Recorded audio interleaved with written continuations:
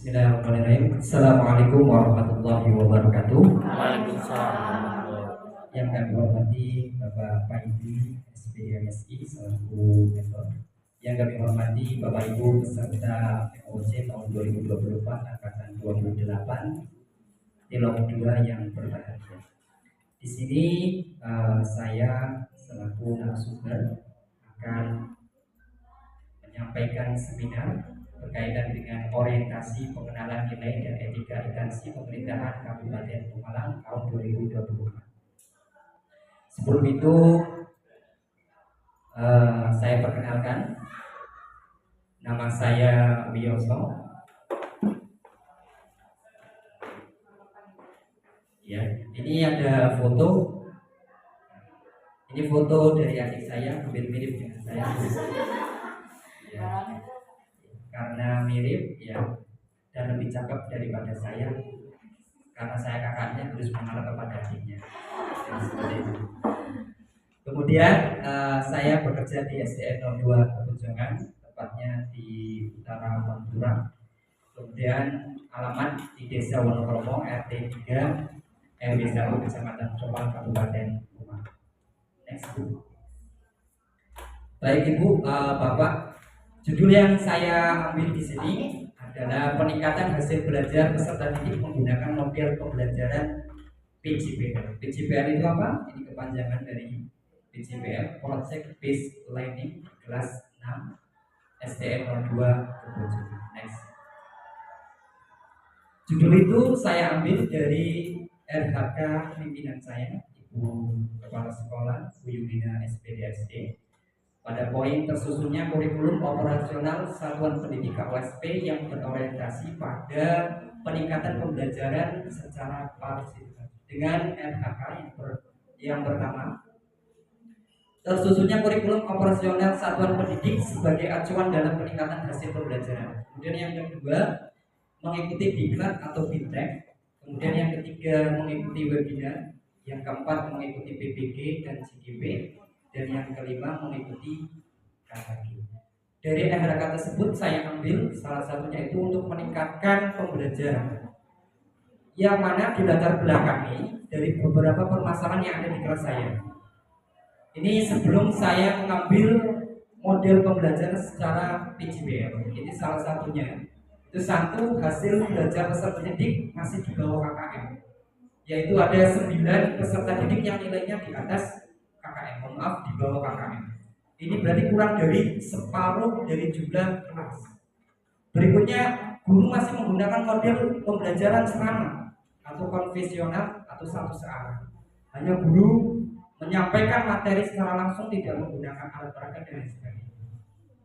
Kemudian yang ketiga, model pembelajaran yang disampaikan guru ini kurang aktif, kurang menarik ya, sehingga minat dari siswa dalam mengikuti pembelajaran ini kurang bergairah ya.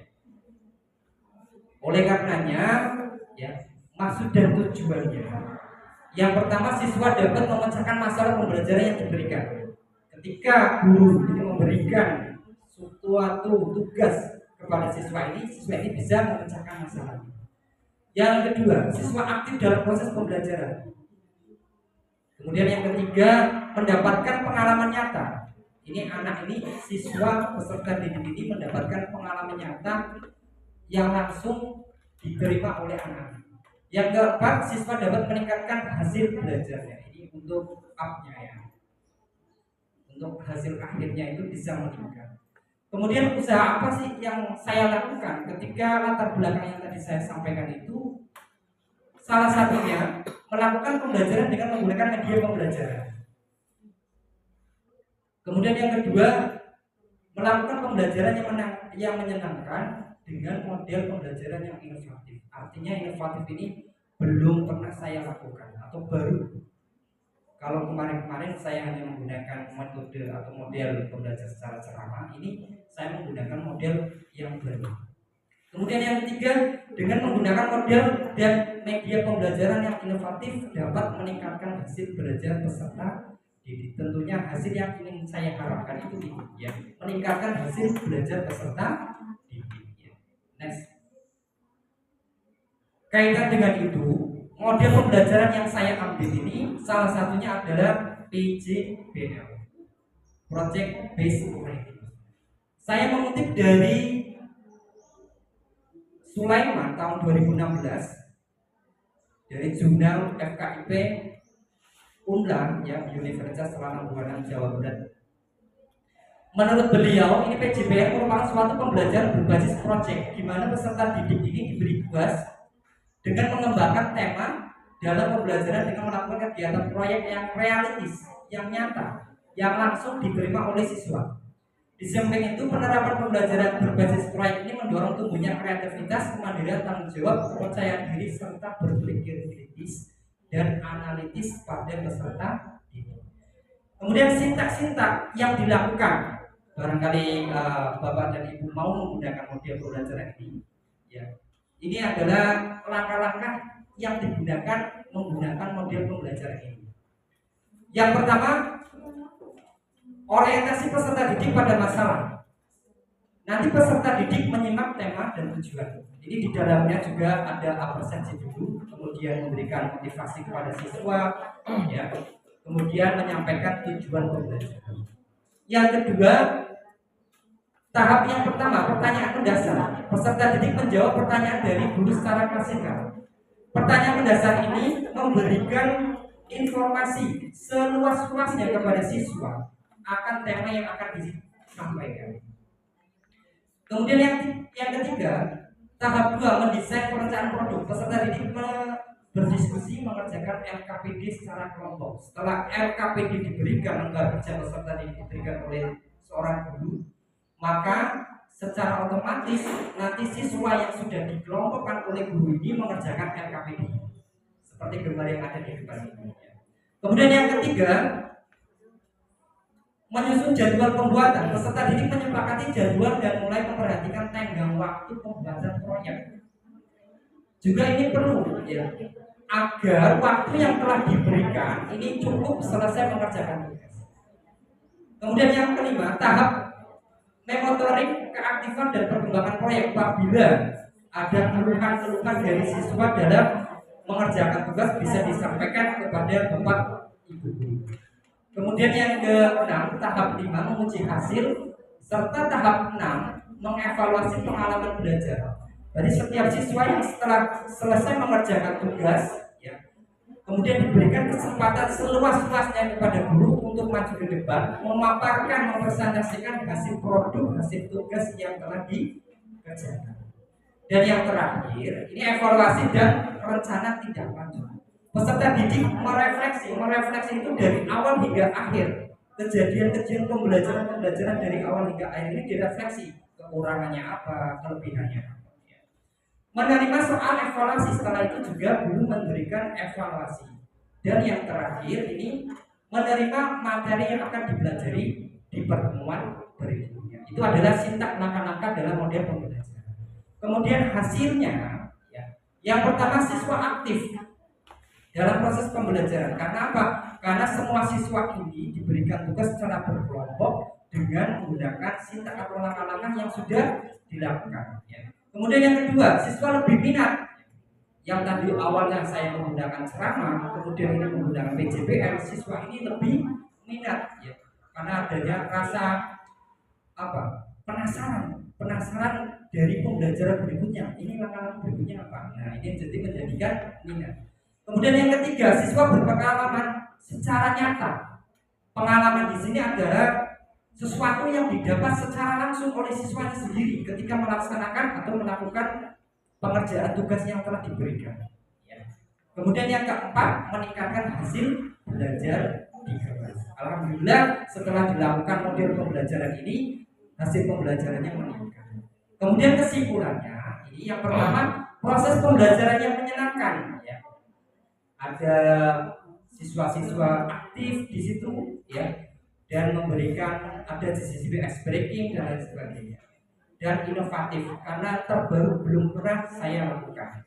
Kemudian yang kedua, peserta didik lebih aktif dalam proses pembelajaran, ya, semuanya siswa aktif semua dalam mengikuti proses pembelajaran. Yang ketiga, dengan model pembelajaran PJBL ini, maaf itu salah ketik PJBL, hasil belajar peserta didik meningkat. Ya.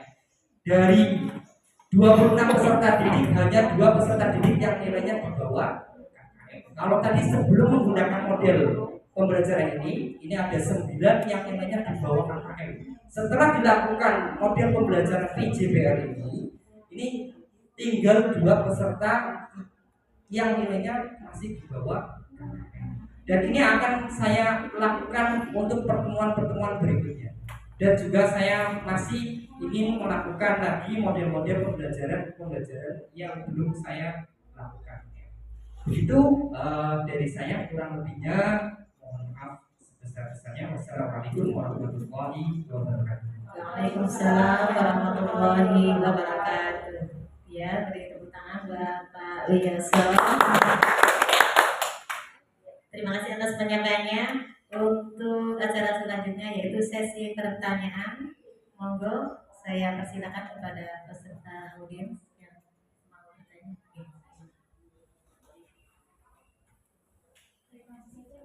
Perkenalkan, saya Asri Berapa, instansi saya di SD Negeri Baru.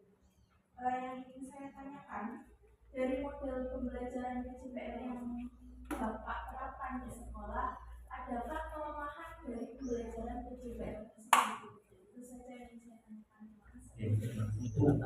Terima kasih atas pertanyaan dari Bu MC. Ya, saya suka memanggilnya MC.